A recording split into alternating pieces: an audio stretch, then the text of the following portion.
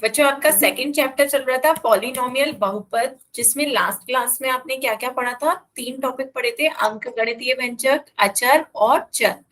तो पहले रिवाइज करते हैं इसे। सबसे पहले अंकगणितीय व्यंजक क्या होते हैं? नाम से ही समझ में आ रहा होगा, अंक और गणित। तो अंक माने नंबर्स, तो यहाँ पे सिर्फ संख्याएं होती हैं, केवल संख्याएं होंगी। तो जो व्यंजक केवल संख्याओं से बने, संख्याओं के बीच आपको गणित करनी है, मतलब संक्रियाएं लगानी होंगी, जोड़ की, घटाव की, गुणा की और भाग की। ये चारों संक्रियाएं जब लग रही होंगी केवल संख्याओं के मध्य, तो ऐसे व्यंजक आपके क्या कहलाते हैं? अंक गणितीय व्यंजक कहलाते हैं, है ना। जहाँ केवल संख्याएं हो वो आपके अंक गणितीय व्यंजक होंगे। फिर हमने क्या पढ़ा था? अचर। अचर क्या होता है बच्चों? कांस्टेंट। कांस्टेंट जिनके मान स्थिर होते हैं उन्हें हम अचर कहते हैं। जो अचर मतलब स्थिर, जिनका मान हमेशा स्थिर हो, वो अचर है। तो ऐसे क्या होती है? संख्याएं ही होती हैं बच्चों जिनका मान स्थिर होता है। संख्याएं ऐसी हैं जिनका मान वही का वही रहेगा। जैसे 3 है तो इसका मान हमेशा 3 ही रहेगा, तो इनका मान क्या होता है? स्थिर होता है।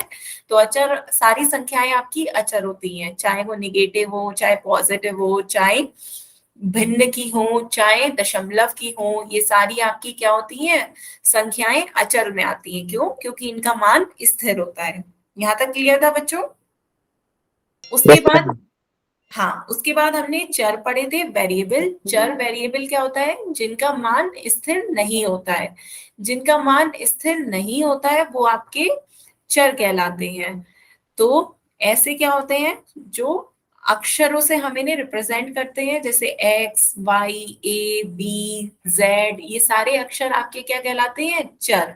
क्यों? क्योंकि इनका मान स्थिर नहीं होता है, इनका मान होता है, इनका मान संख्याएं ही है। इनका मान संख्याएं ही होंगी, लेकिन वो स्थिर नहीं होती हैं, एक से ज्यादा हो सकती हैं, है ना। तो जैसे एक्स का मान 1 भी हो सकता है, 2 भी हो सकता है, 3 भी हो सकता है। हमारे व्यंजक में जो मान हम रखेंगे वो आपका एक्स का मान रखने पर व्यंजक का मान बदल जाएगा, है ना। तो चर क्या होते हैं? जिनके मान स्थिर नहीं होते हैं और इन्हें हम अक्षरों से प्रदर्शित करते हैं, एक्स, वाई, ए, बी, जेड, ये सब। ठीक है। यहां तक बताएं, किसी बच्चे को कोई डाउट? इंग्लिश में बच्चे ठीक है। तो देखिए, पिछले लास्ट टर्म में आपने क्या क्या पढ़ा था? पहले आपने न्यूमेरिकल एक्सप्रेशन पढ़ा था। न्यूमेरिकल एक्सप्रेशन क्या होते हैं? वो एक्सप्रेशंस जिनमें केवल नंबर्स होते हैं और उनमें मैथमेटिकल ऑपरेशंस लगाए जाते हैं, जैसे plus, minus, addition, subtraction, multiplication और डिवीजन। तो वो केवल नंबर्स पे लगाए जाते हैं, ओनली नंबर्स पे। तो हम उन्हें क्या कह देते हैं? न्यूमेरिकल एक्सप्रेशन कहते हैं। ठीक है। फिर उसके बाद सेकंड आपने क्या पढ़ा था? कांस्टेंट। कांस्टेंट क्या होता है? कांस्टेंट जिनकी वैल्यू फिक्स्ड होती है। ठीक है, जिनकी वैल्यू फिक्स्ड होती है, at any time, at any moment the values are fixed, they are called constant. तो ऐसी चीजें क्या होती हैं जिनकी वैल्यू फिक्स्ड हो? संख्याएं, नंबर्स। नंबर्स कांस्टेंट होते हैं आपके, 3, -2, 5/2, ये सब आपके क्या है? कांस्टेंट है। ठीक है। उसके बाद आपने नेक्स्ट टॉपिक पढ़ा था वेरिएबल। वेरिएबल क्या होता है? जिनकी वैल्यूज फिक्स्ड नहीं होती। होती इनकी वैल्यूज नंबर्स ही हैं पर फिक्स्ड नहीं होती, मोर देन वन हो सकती हैं एट अ टाइम। ठीक है। जैसे एक्स की वैल्यू 1 भी हो सकती है, 2 भी हो सकती है, 3 भी हो सकती है। इन्हें हम अल्फाबेट से शो करते हैं, वेरिएबल्स को हम अक्षरों से, अल्फाबेट से शो करते हैं। कोई भी अल्फाबेट, एक्स, वाई, ए, बी, सी, कुछ भी हो सकता है, वो आपके क्या होंगे? वेरिएबल होंगे। ठीक है। क्लियर हुआ बच्चे? तो ये हमने लास्ट टर्न पे पढ़ा था। अब एक क्वेश्चन देखते हैं, एक क्वेश्चन जल्दी से उसका आंसर सभी बच्चे पोल में देंगे। आपका क्वेश्चन है, एक एक्सप्रेशन दे रखा है 9x² माइनस का 4m³। इस एक्सप्रेशन में आपको बताना है चर और अचर दोनों बताने हैं, चर क्या है तथा अचर क्या है, दोनों आपको बतानी है। कि वेरिएबल और कांस्टेंट, यहाँ पे इंग्लिश में एक टर्म छूट गया, वेरिएबल एंड कांस्टेंट्स, दोनों बताने हैं इस एक्सप्रेशन में क्या होंगे। बच्चे जौन सा ऑप्शन आपको ठीक लग रहा है उसका आंसर पोल में जाके दे, पोल में आंसर दे कि इस एक्सप्रेशन में वेरिएबल्स और कांस्टेंट्स कौन कौन से हैं।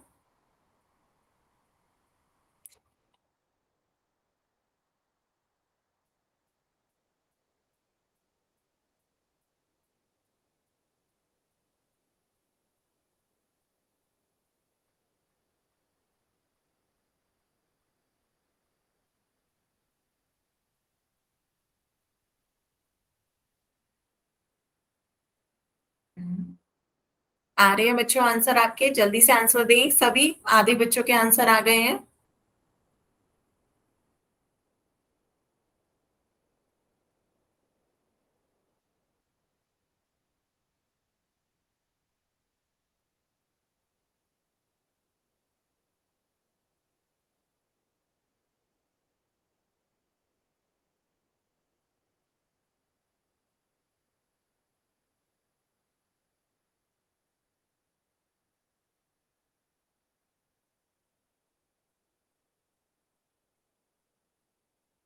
3 बच्चों के आंसर रह गए, जल्दी से आंसर दें बच्चों, पोल में आंसर दें सभी। हम्म। चर और अचर दोनों बताने हैं, दोनों पूछे जा रहे हैं कि इस व्यंजक में चर और अचर क्या है।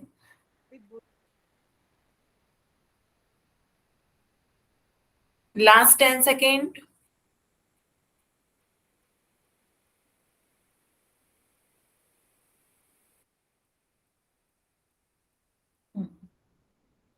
ठीक है बच्चों, फिर पोलैंड करते हैं, आंसर देखते हैं बच्चों इसका क्या होगा। तो हम्म, आपसे दोनों पूछे जा रहे थे, चर और अचर दोनों बताने हैं, वेरिएबल और कांस्टेंट दोनों। तो आपके चर क्या है, जो अक्षर होते हैं उन्हें हम चर वेरिएबल से रिप्रेजेंट करते हैं। तो इसमें चर कौन कौन से हैं, एक्स और एम। आपका एक्सप्रेशन है 9x² माइनस का 4m³। इसमें चर क्या है, वेरिएबल आपका एक्स और एम है, और अचर कॉन्स्टेंट्स कौन से हैं आपके, 9 और -4। ये आपके अचर हैं। तो आपसे दोनों ही पूछे जा रहे थे, तो कौन सा ऑप्शन सही होगा बच्चों, ऑप्शन डी, एक्स एम आपके चर हो गए और 9 - 4 आपके अचर हो गए। कांस्टेंट, वेरिएबल और कांस्टेंट, ऑप्शन डी आपका दिखा रहा है। तो इसका आपका आंसर ऑप्शन डी सही है। तो जिन बच्चों के गलत हुए उन्हें क्लियर हुआ, ठीक है। आगे चले बच्चों, आगे चलते हैं। आज हम पढ़ेंगे बीजीय व्यंजक एल्जेब्रिक एक्सप्रेशन। ठीक है, हेडिंग डालें सब लोग अपनी कॉपी में, बीजीय व्यंजक एल्जेब्रिक एक्सप्रेशन। तो देखिए, लास्ट टर्म पे जो आपने पढ़ा था वो था अंक गणितीय व्यंजक न्यूमेरिकल एक्सप्रेशन। लास्ट उसमें टर्म में आपने जो पढ़ा था वो था अंक गणितीय न्यूमेरिकल एक्सप्रेशन। तो न्यूमेरिकल एक्सप्रेशन में क्या थे, केवल संख्याएं थी, केवल नंबर्स थे। केवल संख्याओं से जो बन के मिल के बने होते हैं वो अंकगणितीय व्यंजक कहलाते थे, जिनमें प्लस माइनस जोड़ घटाव गुणा और भाग हो रहा हो। केवल संख्याओं में, केवल नंबर्स में जो व्यंजक बन रहे थे वो न्यूमेरिकल एक्सप्रेशंस थे। पर यहाँ पर केवल संख्याएं क्या कहलाती हैं, अचर। लेकिन यहाँ बीजीय व्यंजक में केवल अचर नहीं, चर भी होंगे। तो चर और अचर दोनों से मिलकर जो एक्सप्रेशन बनेंगे, दोनों से मिलकर जो भी जोड़ घटाव गुणा और भाग करके जो भी हमें व्यंजक मिलेगा उसे हम क्या कह देंगे, बीजीय व्यंजक एल्जेब्रिक एक्सप्रेशन कह देंगे। बात समझ में आई। वहां सिर्फ अचर मिल रहे थे, कांस्टेंट्स, वहां सिर्फ कांस्टेंट केवल संख्याएं थी। यहाँ पर आपके जो वेरिएबल और कांस्टेंट दोनों से मिलकर जो एक्सप्रेशन बनेगा वो से हम एल्जेब्रिक एक्सप्रेशन कहेंगे। बात क्लियर हुई बच्चों। तो आपके चर और अचर दोनों चीजें होनी चाहिए, तभी वो व्यंजक आपका बीजीय व्यंजक कहलाएगा। केवल अचर हुए तो वो आपका न्यूमेरिकल एक्सप्रेशन कहलाएगा। दोनों में डिफरेंस क्लियर हो गया। केवल संख्याएं या केवल अचर होंगे तो वो एक्सप्रेशन आपका न्यूमेरिकल एक्सप्रेशन कहलाएगा। लेकिन उसमें यदि वेरिएबल भी आ जाएंगी, यदि चर भी आ जाएंगे वेरिएबल्स, तो वो व्यंजक आपका बीजीय व्यंजक कहलाएगा, जिसमें चर और अचर दोनों हो। तो एक बार डेफिनेशन देख लेते हैं। वे व्यंजक जो चर तथा अचर के साथ अंक गणितीय संख्याएं जैसे जोड़ घटाव गुणा और भाग कर उसे मिलकर बने होते हैं वो आपके बीजीय व्यंजक एल्जेब्रिक एक्सप्रेशंस कहलाते हैं। ठीक है, इंग्लिश में जो पढ़ रहे हैं वो बच्चे ध्यान से समझ लें। क्या, जो हम वेरिएबल्स और कॉन्स्टेंट्स के साथ जो मैथमेटिकल ऑपरेशंस लगेंगे, मैथमेटिकल ऑपरेशंस कैसे, plus addition subtraction multiplication division, तो वे दो एक्सप्रेशंस आपके क्या कहलाएंगे, एल्जेब्रिक एक्सप्रेशंस कहलाएंगे। क्लियर हुआ सभी बच्चों को। एक एग्जाम्पल देखते हैं बच्चों। एग्जाम्पल देखिए, y+5। y+5 में दोनों चीजें आ रही है, चर और अचर। यहाँ पे चर वेरिएबल क्या है, आपके वेरिएबल अल्फाबेट से शो किए जाते हैं, तो आपका y वेरिएबल हो जाएगा।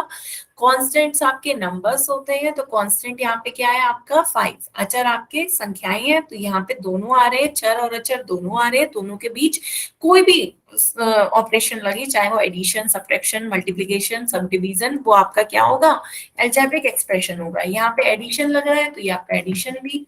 यहाँ पे देखिए सेकंड उसमें आपके वेरिएबल्स कौन से हैं, Z, F, S, ये आपके चर हैं। और अचर कौन कौन से हैं, 33, 78 माइनस का और 2, ये आपके अचर आ रहे हैं। तो जो भी एक्सप्रेशन आपके चर और अचर दोनों से मिलकर बने होते हैं वो आपके क्या कहलाते हैं, बीजीय व्यंजक एल्जेब्रिक एक्सप्रेशन। सभी बच्चों को क्लियर हुआ। किसी को कोई डाउट हो तो पूछ सकते हो। No ma'am. क्लियर है ना बच्चों। Yes ma'am.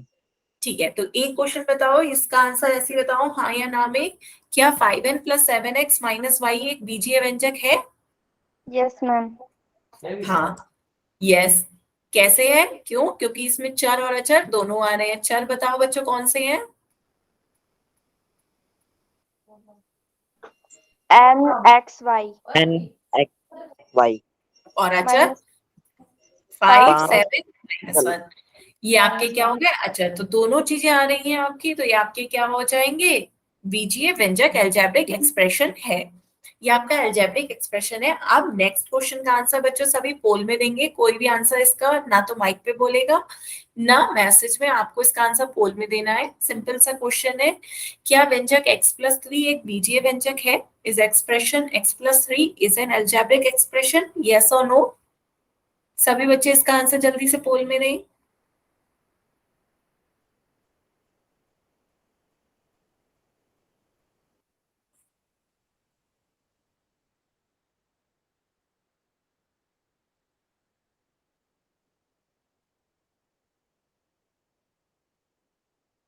आधे बच्चों के आंसर आ गए हैं, जल्दी से सभी बच्चे आंसर दें।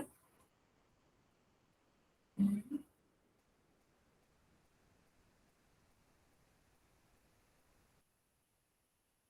3 बच्चों के आंसर और रह गए हैं, जल्दी से बच्चे दें, लास्ट 10 सेकेंड।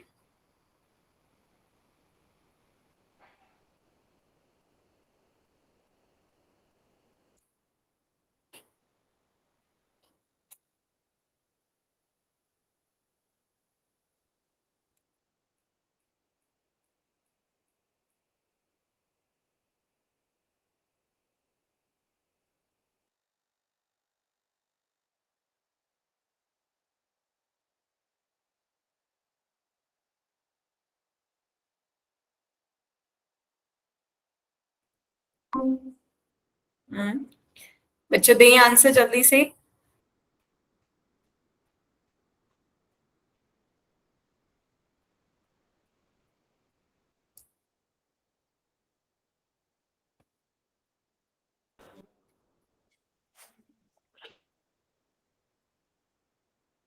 चलिए, सभी ने दे दिया आंसर बच्चों।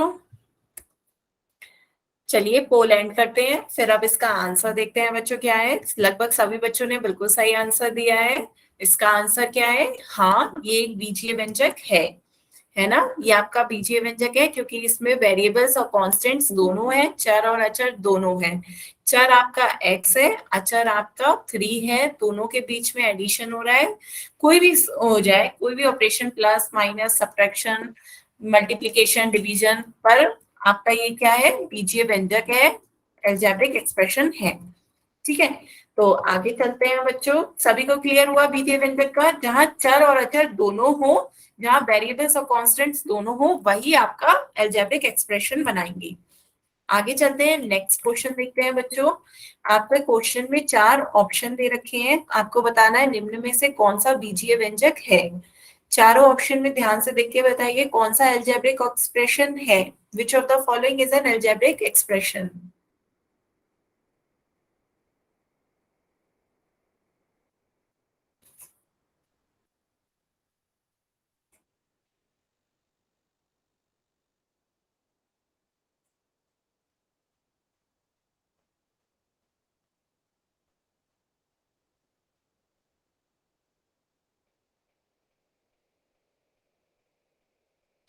आधे बच्चों के आंसर आ गए हैं, जल्दी से सभी बच्चे आंसर दें।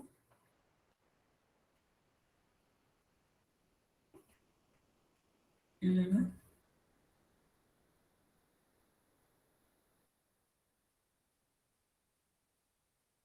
3 बच्चे रह गए हैं, बच्चों जल्दी से आंसर दें।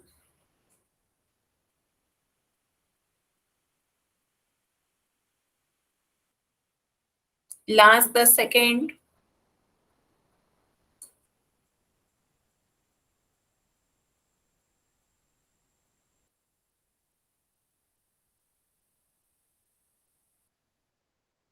चलिए पोल एंड करते हैं बच्चों, फिर इसका आंसर देखते हैं। इसका आंसर क्या होगा? आप सभी ने सही आंसर दिया है। इसका आंसर क्या होगा? B, y+1। क्यों? क्योंकि बाकी में हमें सिर्फ संख्याएं दिख रही हैं, 4, 2, 5, 4, 3, 2, सारी संख्याएं हैं। किसी में भी बाकी ऑप्शनों में हमें अक्षर नहीं दिख रहे। तो चर क्या होते हैं? चर को हम अक्षरों से दिखाते हैं। y आपका एक चर है और अचर हम संख्याओं से प्रदर्शित करते हैं। अचर आपका 1 है। तो जिस व्यंजक में चर और अचर दोनों हो वही आपका क्या कहलाता है? बीजीय व्यंजक कहलाता है ना। तो जब हम जोड़, घटा, गुणा, भाग चर और अचर के बीच में करते हैं, जहां चर और अचर दोनों मिलके कोई संक्रियाएं लगा रहे हो, वो व्यंजक आपका बीजीय व्यंजक कहलाता है। बिल्कुल सही, ऑप्शन बी इसका सही आंसर है। ये आपका एल्जेब्रिक एक्सप्रेशन है। ठीक है, एक क्वेश्चन और करते हैं बच्चों। निम्न में से आपको बताना है कौन सा बीजीय व्यंजक है। ध्यान से देखिए, चारों ऑप्शनों को बताएं कौन सा बीजीय व्यंजक है। बच्चों यहाँ पर ये ध्यान से देखिएगा तो ये 3/5 लिखा है, ब्रैकेट में क्या है? 3/5 है। थोड़ा सा राइटिंग में वैसा दिख रहा है, ये आपका 3/5 है। ठीक है, तो आपको बताना है निम्न में से कौन सा बीजीय व्यंजक है। एल्जेब्रिक एक्सप्रेशन बताना है कौन सा है। जल्दी से सभी बच्चे इसका आंसर पोल में दें।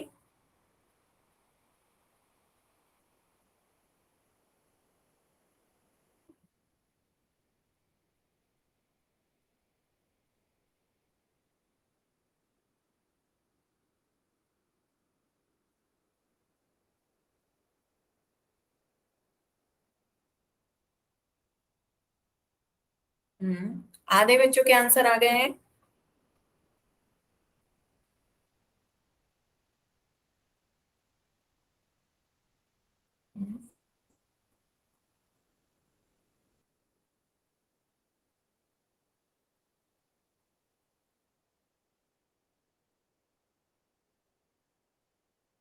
Last 10 second. आपको बताना है कौन सा ऑप्शन एक बीजीय व्यंजक एल्जेब्रिक एक्सप्रेशन दिखा रहा है।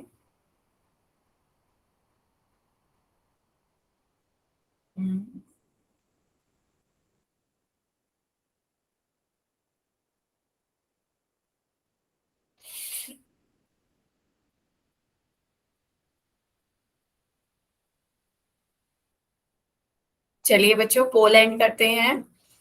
बिल्कुल सही, सभी बच्चों ने बिल्कुल सही आंसर दिए हैं। आपका ऑप्शन डी इसका सही आंसर है, क्योंकि डी में आपके चर और अचर दोनों हैं।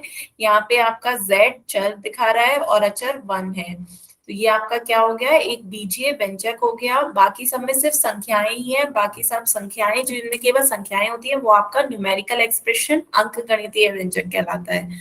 ठीक है, सभी को क्लियर हुआ कि अलजेब्रिक एक्सप्रेशन किसे कहते हैं? जिसमें वेरिएबल्स और कॉन्स्टेंट्स दोनों होते हैं और मैथमेटिकल ऑपरेशन से जुड़े होते हैं, वो एक्सप्रेशन आपके अलजेब्रिक एक्सप्रेशंस कहलाते हैं। ठीक है, आगे चलते हैं बच्चों।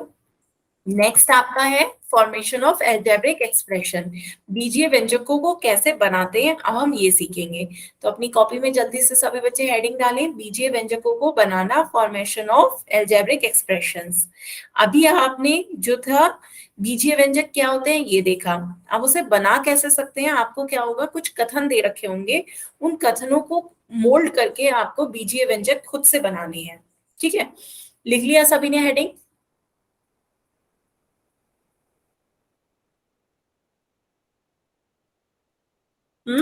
लिख लिया ना बच्चों? बीजीय व्यंजक को बनाना, तो पहला मुझे बताएं, पहला उदाहरण है y में 5 जोड़ना, एड 5 टू y। तो बताइए व्यंजक क्या बनेगा, एक्सप्रेशन क्या होगा? बीजीय हम्म व्यंजक 5y। 5y कैसे? मल्टीप्लाई नहीं करनी है, क्वेश्चन में कहा जा रहा है ऐड करना है। एड 5 टू y, 5 में y जोड़ना है। बिल्कुल सही, सभी बच्चे बताएं क्या करना है? ऐड करना है। जब ऐड करने को कहा जाएगा, ऐड का मतलब एडिशन करो। ऐड 5 टू y, 5 में y जोड़ो या y में 5 जोड़ो, बात दोनों की सेम होगी। लेकिन y में 5 जोड़ना है तो आंसर y+5 होगा। ठीक है, ठीक है बच्चों, यहाँ पे एडिशन में तो कोई गड़बड़ नहीं है। आप कोई भी टर्म पहले लिखो, कोई भी टर्म बाद में लिखो, लेकिन सब्ट्रैक्शन में डिफरेंस आ जाता है। सब्ट्रैक्शन में आपको ध्यान देना होगा कि पहले कौन सी टर्म लिखनी है और बाद में कौन सी टर्म लिखनी है। क्लियर? तो ये क्लियर हुआ कि y में 5 जोड़ना है, एड 5 टू y, y में, तो y+5 होगा। अब सब्ट्रैक्शन का देख लेते हैं तो थोड़ा सा और क्लियर हो जाएगा।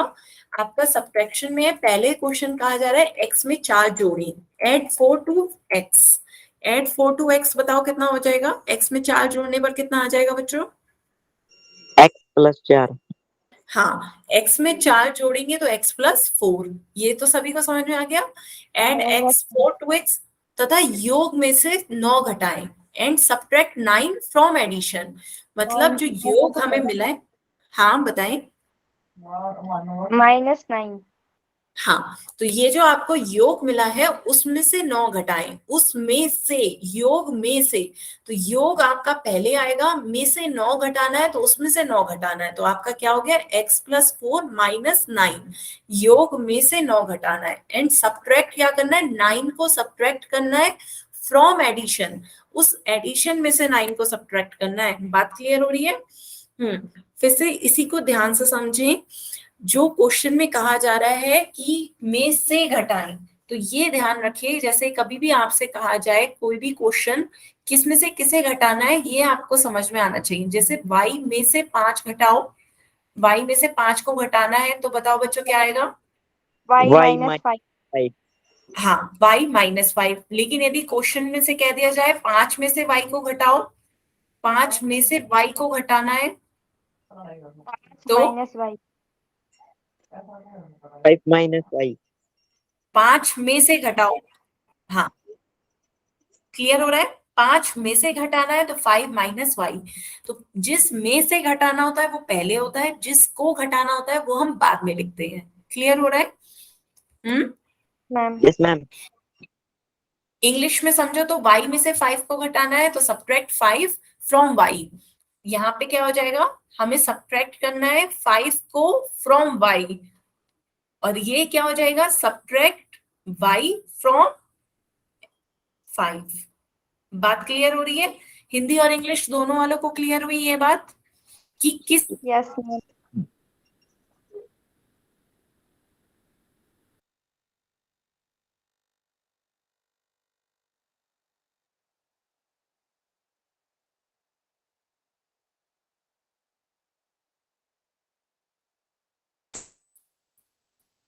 बताएं बच्चों, किसी को कोई डाउट? No ma'am. नो।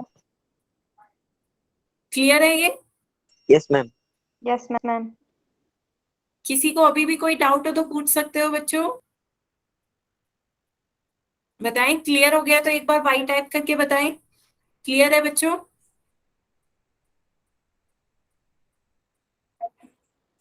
ठीक है। किसी को डाउट है अभी?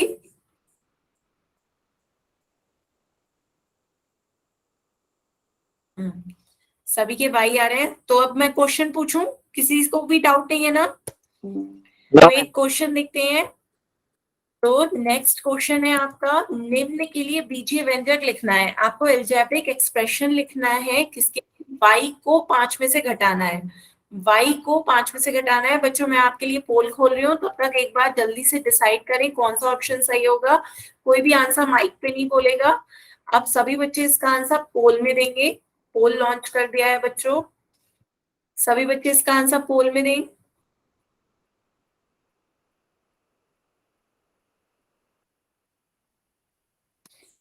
सब्ट्रैक्ट y फ्रॉम 5, y को 5 में से घटाना है।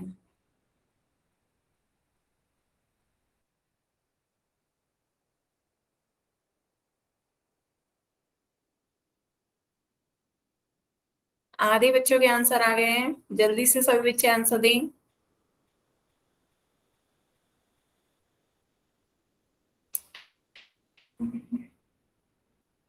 अभी भी आधे आधे का रेशियो आ रहा है। बच्चों कंफ्यूज नहीं हुआ करो, उसे डेली लाइफ से जोड़ के लिखो। कथन तो आपके डेली यूज के हैं, तो आप तो कहा कहते ही हो कि इसमें से इसको घटाना है, तो जल्दी से हिसाब कर दो। वैसा ही है, y को 5 में से घटाना है।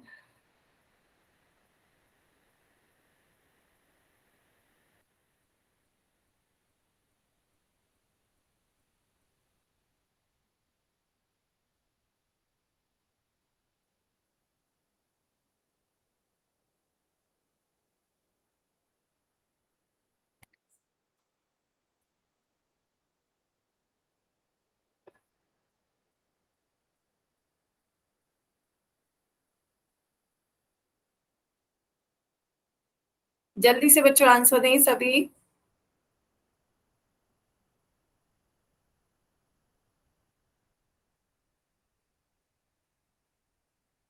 y को 5 में से घटाना, subtract y from 5।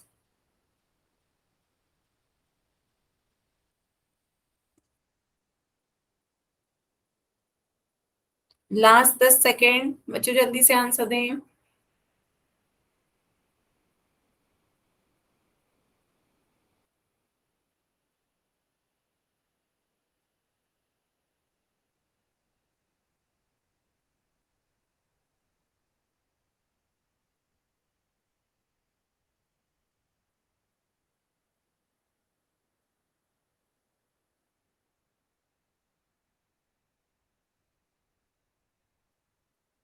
Last 10 second बच्चों, जल्दी आंसर दें।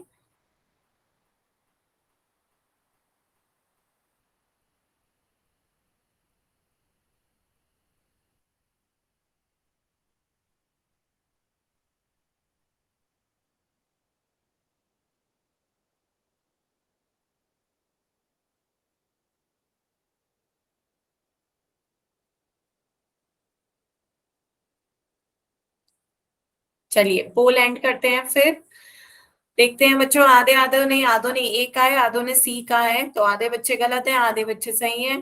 तो आपको लगभग अभी भी नहीं आया है आधे बच्चों को समझ में क्या क्वेश्चन में कहा जा रहा है। y को 5 में से घटाना है। मैंने आपसे कहा था किस में से घटाना है, वो पहले आता है। जिसमें से किस में से घटाना है, में से, 5 में से घटाना है, तो 5 पहले आएगा। किसको घटाना है, y को घटाना है, तो y बाद में आएगा। y को 5 में से घटाना है, क्या हो गया, 5 माइनस वाई। ऑप्शन कौन सा सही होगा, ए। यदि ऐसे भी नहीं समझ में आए तो आप डेली लाइफ में जो आपका चर है उसकी जगह कोई मान देकर सॉल्व कर लो। जैसे y की जगह मान दे दो 3, y को मान दे दो 3, तो यदि क्वेश्चन कहता 3 को 5 में से घटाना है, 3 को 5 में से घटाना है, बताओ बच्चों कितना आ जाएगा। 3 को 5 में से घटाना है, तो आप 3 को 5 में से घटाओगे कितना आएगा, 3 को 5 में से घटाओगे 5 माइनस 3, ऐसी तो करोगे। 3 को 5 में से घटाना है तो 5 माइनस 3 करोगे। 3 को घटाना है इसमें से 5 में से, तो 5 माइनस 3 कितना आ जाएगा, 2। तो आपने क्या करा, 5 माइनस 3, जबकि 3 क्या था, आपकी y की वैल्यू थी, तो 3 की जगह क्या रख दोगे, y। तो आपका आंसर क्या हो जाएगा, 5 माइनस वाई। तो आप क्या कर रहे हो, 5 में से घटा रहे हो 3 को। 3 क्या है आपका, y है, तो आपका आंसर क्या होना चाहिए, 5 माइनस वाई। 5 माइनस वाई बच्चों कौन सा ऑप्शन है, ऑप्शन ए। तो जिन बच्चों ने सी लगाया उन्हें बताएं क्लियर हो रहा है, क्या गलती कर रहे हैं। आप अपने डेली लाइफ से जोड़िए। यदि आपसे कोई क्वेश्चन में कहता कि सब्ट्रैक्ट 3 फ्रॉम 5, सब्ट्रैक्ट 3 करना है फ्रॉम 5, 5 में से 3 को सब्ट्रैक्ट करना है, तो 5 माइनस 3 2 होता, तब तो आप यही करते। तो क्या कर रहे होते, 5 में से सब्ट्रैक्ट कर रहे होते, 5 माइनस कर रहे होते। तो आपकी 3 हमने खुद से मन से सोचा है, आपसे कहा क्या जा रहा था, y को सब्ट्रैक्ट करना है, तो 5 माइनस वाई हो रहा है। बात समझ में आ रही है। जिसको घटाना होता है वो बाद में चीज आती है, जिसमें से घटाना होता है वो आगे आता है। तो आपको 5 में से घटाना था, तो 5 में से घटाना है 5 माइनस, किसको घटाना है, y को घटाना है, तो y बाद में आ जाएगा, 5 माइनस वाई। बताओ बच्चों क्लियर हो रहा है। इसे ऐसे समझो, y को 5 में से घटाना है या 5 में से y को घटाना, वर्डिंग्स वही है। 5 में से y को घटाना है या y को 5 में से घटाना, घटाना y को ही है, किस में से, 5 में से। क्लियर हुआ बच्चों, ये अभी भी डाउट है, बताएं बच्चों, डाउट हो तो बताओ, फिर से समझाओ, मैसेज में लिख के बताएं क्लियर हुआ नहीं हुआ। y को 5 में से घटाना,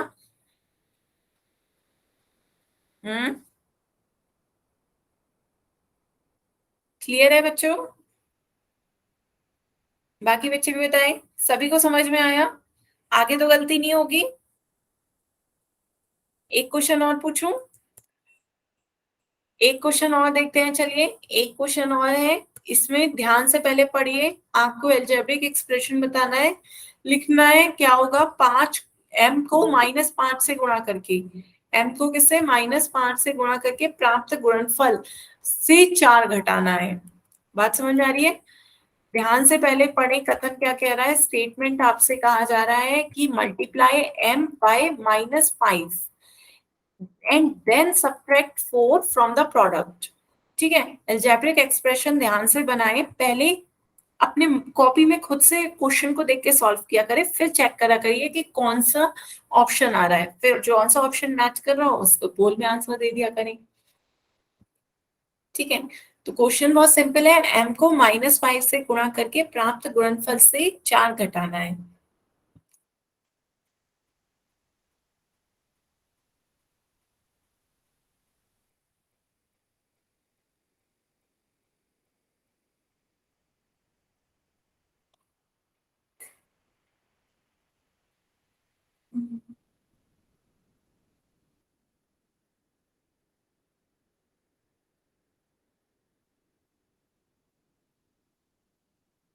आधे बच्चों के आंसर आ गए हैं, जल्दी से सभी बच्चे आंसर दें।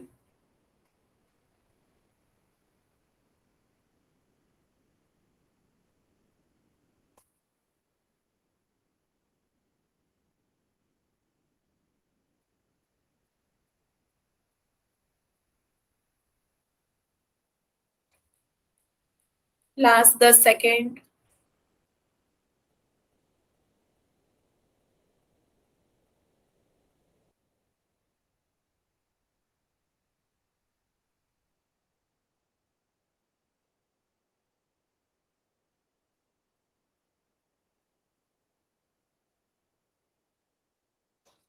चलिए बच्चों, पोल एंड करते हैं, अब आंसर देखते हैं इसका सही आंसर क्या होगा। आधे बच्चों ने सही आंसर दिया, आधे से ज्यादा बच्चों ने, कुछ बच्चों ने आंसर गलत भी दिया है। तो ध्यान से देखते हैं क्या कहा जा रहा है। पहले कहा जा रहा है m को -5 से गुणा करें, मल्टीप्लाई करना है, गुणा करेंगे m की -5 से गुणा करेंगे तो कितना आ जाएगा बच्चों, -5m। -5m, तो जो सब प्रोडक्ट आया है, प्रोडक्ट क्या आया है, प्राप्त गुणनफल, प्राप्त गुणनफल हमारा -5m, प्राप्त गुणनफल से 4 घटाना है, इससे 4 को घटाएंगे कितना आ जाएगा, -5m -4। -5m -4 आपका कौन सा ऑप्शन होगा, ऑप्शन डी। हाँ, तो जिन बच्चों ने बी और सी लगाया था उन्हें क्लियर हुआ बच्चों। आपसे कहा जा रहा है जो प्रोडक्ट आ रहा है, गुणनफल आ रहा है, उससे 4 घटाना है, जोड़ना नहीं है, सब्ट्रैक्ट कहा गया है। तो जिन्होंने प्लस करा है वो गलत है, क्योंकि यहाँ पे प्लस हो रहा है, ऐड नहीं करना है, सब्ट्रैक्ट करना है, प्रोडक्ट में से सब्ट्रैक्ट करना है 4 को। तो ये तो बच्चों बिल्कुल ही सी जिन्होंने लगाया वो बिल्कुल ही गलत, क्योंकि हमें 4 से नहीं -5 से मल्टीप्लाई करने को कहा गया था, तो -5 से मल्टीप्लाई करेंगे कितना आएगा, -5m। और जिन्होंने ए लगाया था वो भी गलत है, ए 5 -m क्यों होगा बच्चों, आपको गुणा करनी थी -5 से, तो ये भी गलत है, ऑप्शन डी सही होगा। सभी बच्चों को समझ में आया क्या कहा जा रहा है क्वेश्चन में, m की -5 से गुणा करें, कितना आ गया, -5m, ये आपका गुणनफल आ गया। अब -5m से 4 घटाना है, तो -5m -4, आपका ऑप्शन डी सही आंसर होगा। बताएं बच्चों, सभी को क्लियर हुआ, किसी को कोई डाउट हो तो बताएं। क्लियर है बच्चों, ठीक है। इसी तरीके से एक क्वेश्चन और पूछूं बच्चों, एक क्वेश्चन और पूछते हैं आपसे। यदि पूछा जाए कि x की 3 से गुणा करें तथा प्राप्त गुणनफल, तथा प्राप्त गुणनफल में से, में कितने, में 3 जोड़ें, बताएं क्या आएगा, सभी बच्चे बताएं। 3x इसे सही प्लस से, हाँ बिल्कुल सही, 3 से गुणा करेंगे 3x, उसमें प्राप्त गुणनफल में 3 जोड़ें, कितना आ जाएगा, 3x + 3, है ना बच्चों। x की 3 से गुणा करनी है, x की 3 से गुणा करेंगे तो कितना आ जाएगा, x × 3, 3x, 3x आ गया, ये आपका गुणनफल 3x हो गया, 3x में 3 जोड़ने हैं तो कितना आ गया, 3x + 3। सभी बच्चों को समझ में आ रहा है, Yes, ma'am. घटाने का समझ में आया। यदि आपसे घटाने का कहा जाए, यदि कुछ ऐसा पूछा जाए कि y की 5 से गुणा करें और गुणनफल को 4 से घटाएं, गुणनफल को 4 से घटाएं, ये ध्यान से 5 पढ़िएगा, 4 से घटाएं, -4 4 को घटाना नहीं है, 4 से घटाना है, 4 से घटाएं। आपको मैंने बताया से और को का अंतर। 4 -5y। हाँ, तो जब पहले आपकी y की 5 से गुणा करनी है, कितना आ गया, y इंटू 5, 5y हो गया। अब ये जो गुणनफल है उसको 4 से घटाएं, तो 4 से जिससे घटाना होता है वो आगे आता है, जिसे घटाना होता है वो पीछे जाता है। तो 4 से घटाना है तो 4 माइनस 5y। क्लियर है? 4 माइनस 5y। सभी बच्चों Yes, को ma'am. समझ में आ रहा है? क्लियर बच्चों? Yes, ma'am. ठीक है, तो आगे चलते हैं। ये आपके थे कथन से। बच्चों माइक बंद रखें, मेरी आवाज नहीं तो इको होती है, ठीक है? तो यहाँ पे इसी तरीके से और कथन देखते हैं, उन्हें थोड़े से बड़े कथन लेते हैं, कि आपको सिर्फ जोड़ घटाव के थे, थोड़े से और बड़े कथन देखते हैं, उन कथनों का भी बीजीय व्यंजक बनाना है। तो आपका पहला उदाहरण देखते हैं बच्चों। मीनू अपने भाई से 4 वर्ष छोटी है। ध्यान से समझिएगा, ये डेली लाइफ के एग्जाम्पल से जोड़कर सीखिएगा तो बहुत आसानी से आप एल्जेब्रिक एक्सप्रेशन बना लेंगे। इसे अपने डेली लाइफ में जोड़ लीजिए। मीनू अपने भाई से 4 वर्ष छोटी है। यदि उसके भाई की आयु x वर्ष है तो मीनू की आयु क्या होगी? बात समझ में आ रही है? आप अपने आप को ऐसा मान लो कि आप मीनू हैं, आंसर आने लगे। पर बच्चों बाकी बच्चे भी ध्यान से समझे, आप अपने आप को मान लो कि आपका नाम मीनू है, आप अपने भाई से 4 साल छोटी हो, ठीक है? आप अपने भाई से 4 साल छोटे हो, और यदि आपके भाई की आयु x वर्ष दे रखी है तो आपकी आयु क्या होगी, मीनू की आयु क्या होगी? बिल्कुल सभी बच्चे आंसर दे रहे हैं, जल्दी से सभी बच्चे आंसर दें। क्वेश्चन अपनी डेली लाइफ से जोड़ोगे कभी गलती नहीं होगी। तो यहाँ पे क्या क्या आ जा रहा है कि जो मीनू का भाई है उसकी उम्र हमें दे रखी है x। हाँ बिल्कुल सही। मीनू जो है वो अपने भाई से 4 साल छोटी है, 4 साल छोटी है तो मीनू की उम्र क्या हो जाएगी, x-4। बात समझ में आ रही है? क्योंकि मीनू का भाई बड़ा है तो बेटा 4-4 क्यों लिख रहे हो, x-4 होगा। मीनू का भाई चूंकि बड़ा है तो x बड़ा हो जाएगी संख्या, x संख्या बड़ी होगी तो मीनू उनसे 4 साल छोटी है, दोनों की उम्र में 4 साल का अंतर है, तो मीनू की उम्र कितनी हो जाएगी, x-4। क्लियर? सभी बच्चों को समझ में आ रहा है ना? क्या हो गया, x-4। मीनू की आयु कितनी हो गई, x-4। ठीक है, तो अब आगे चलते हैं। नेक्स्ट क्वेश्चन बताओ बच्चों, ध्यान से पढ़ो। आपसे इसमें क्या कहा जा रहा है, यदि रामू के पास 100 रुपए हैं, ध्यान से समझना है, इफ रामू हैज ₹100 और उसने x रुपए का किताब खरीदी है, ठीक है? उसने क्या करा, he has bought a book for ₹x, x रुपए की उन्हें किताब खरीद ली, तो रामू के पास कुल कितने रुपए बचेंगे? Then what is the total amount left with Ramu? अब अपने आप को ना क्वेश्चन में जो कहा जाए, मेन सेंटर में जो आदमी है आप उसे वही मान लो अपने आप को। आप मान लो कि आपका नाम रामू है, ठीक है? आपके पास 100 रुपए है, आपने 100 रुपए में से x रुपए की किताब खरीद ली, तो अब आपके पास कितने रुपए बचे होंगे, है ना? तो ऐसे डेली लाइफ से जोड़ लो अपने आप को, मेन सेंटर वाला जो किरदार जो पूछा जा रहा है वो मान लो, तो आप अपने उससे देखोगे तो बहुत जल्दी आंसर निकाल लोगे। सभी बच्चे बताएं जल्दी से।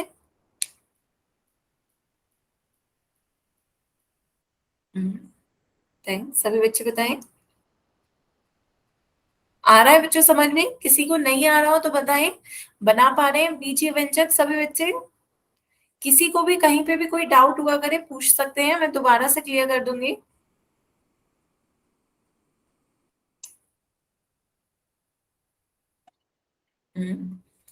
तो सभी ने बिल्कुल सही बताया। तो जैसे देखो आपके पास 100 रुपए थे, आपने x रुपए की किताब खरीद ली, तो अब आपके पास कितने बचे, 100 माइनस एक्स। अब बच्चों आंसर चेक करना भी सीख लो, आप इसे चेक भी करना सीखो ताकि आपने जो किया है वो सही किया है या नहीं। क्योंकि देखो बच्चों x क्या है, आपका एक चर है। चर होता है वो जिसका मान स्थिर नहीं होता, है ना? इसका मान स्थिर नहीं होता, हम इसे कोई भी मान दे सकते हैं।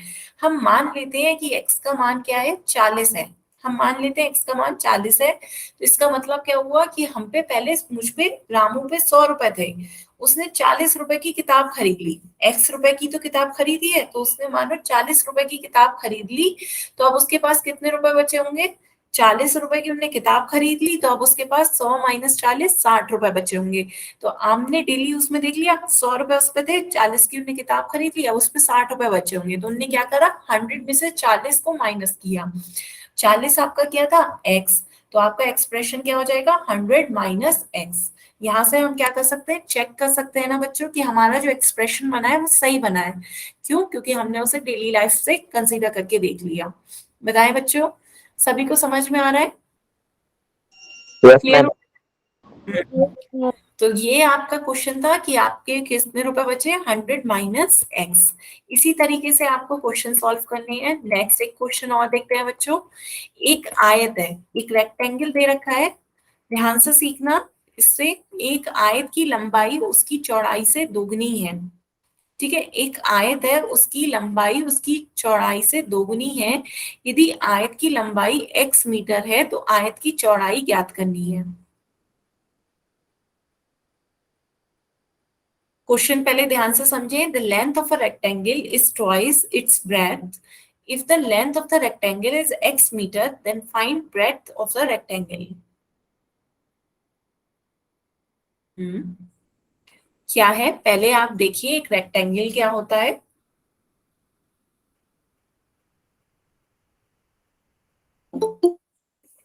इस तरह की शेप होती है रेक्टेंगल की। ये इसकी लेंथ होती है, लंबाई, है ना। ये इसकी क्या होती है, लंबाई होती है। ये इसकी ब्रेड्थ होती है, चौड़ाई। ठीक है, क्वेश्चन में हमें क्या दे रखा है, आयत की लंबाई दे रखी है, ये दे रखी है हमें एक्स। हमें ये लंबाई एक्स दे रखी है और हमसे कहा जा रहा है कि आयत की जो लंबाई है, हमें क्या दे रखा है कि आयत की लंबाई उसकी चौड़ाई से दोगुनी है। तो अपने दिमाग में सोच के चलो कि आयत की जो लंबाई है वो उसकी चौड़ाई से क्या है, दोगुनी है। ये इसकी चौड़ाई है तो लंबाई उससे दोगुनी है। बात समझ में आ रही है बच्चों? इसी में ही कंफ्यूज हो रहे हो? तो लंबाई और चौड़ाई में पहले अपने दिमाग में लगाओ, क्वेश्चन क्या कह रहा है कि आयत की लंबाई उसकी चौड़ाई से दोगुनी है। हमें लंबाई दे रखी है, लेकिन अपने दिमाग में सोचो कि यदि हमें एक्स नहीं दे रखा होता तो क्वेश्चन में क्या कहा जा रहा है कि जो उसकी लंबाई है वो दोगुनी है उसकी चौड़ाई से, कि चौड़ाई इतनी है तो लंबाई उससे दोगुनी है। बात पहले एक्स को भूल जाओ, पहले दिमाग में ये सोचो लाइन क्या कही जा रही है कि एक आयत की लंबाई उसकी चौड़ाई से दोगुनी है।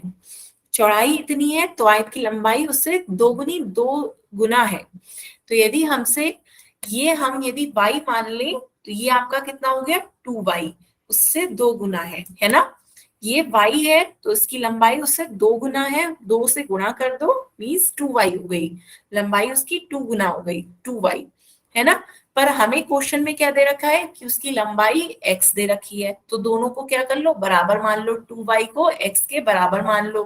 तो आपकी चौड़ाई पूछी जा रही है कि क्वेश्चन में चौड़ाई बताओ कितनी होगी, y का मान पूछा जा रहा है, तो y का मान बताओ बच्चों कितना हो जाएगा। y का मान कितना होगा, यदि 2y is equals to x है तो y का मान कितना होगा। नहीं, जब इधर गुणा में होती है कोई संख्या तो इक्वल की दूसरी तरफ जाती है तो वो संख्या किस में चली जाती है बच्चों,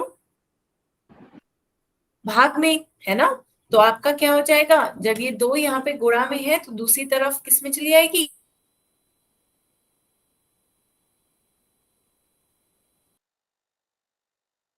में।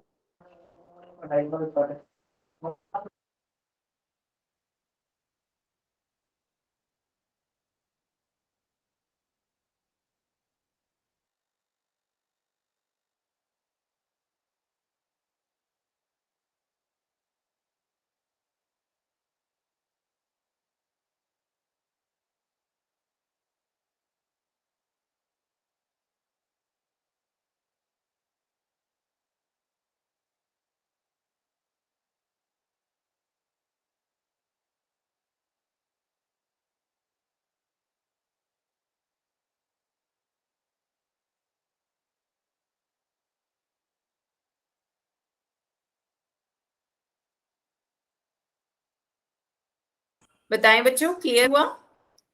क्या लंबाई और चौड़ाई का क्या है? मैं अभी स्क्रीन शेयर कर रही हूँ फिर से। तो मैम स्क्रीन नहीं दिख रही। आप दिख रही है बच्चों? Yes ma'am. एक सेकंड। हाँ, अब दिख रही होगी बच्चों। तो वो देखें, फिर से समझे क्वेश्चन क्या कहा जा रहा है कि एक आयत की लंबाई उसकी चौड़ाई से दोगुनी है। यदि आयत की लंबाई x मीटर है तो आयत की चौड़ाई ज्ञात करनी है। तो ध्यान से पढ़ें, क्वेश्चन में क्या कहा जा रहा है कि एक आयत है रेक्टेंगल, रेक्टेंगल में क्या होता है, लेंथ x मीटर दे रखी है, तो चौड़ाई बतानी है। तो बस ये लाइन पहली वाली इंपॉर्टेंट है कि जो लंबाई है वो उसकी चौड़ाई से क्या है, दोगुनी है, 2 टाइम्स है। ठीक है, ट्वाइस है इसकी ब्रेड से। तो यदि ब्रेड जो भी होगी उससे ट्वाइस है उसकी लेंथ।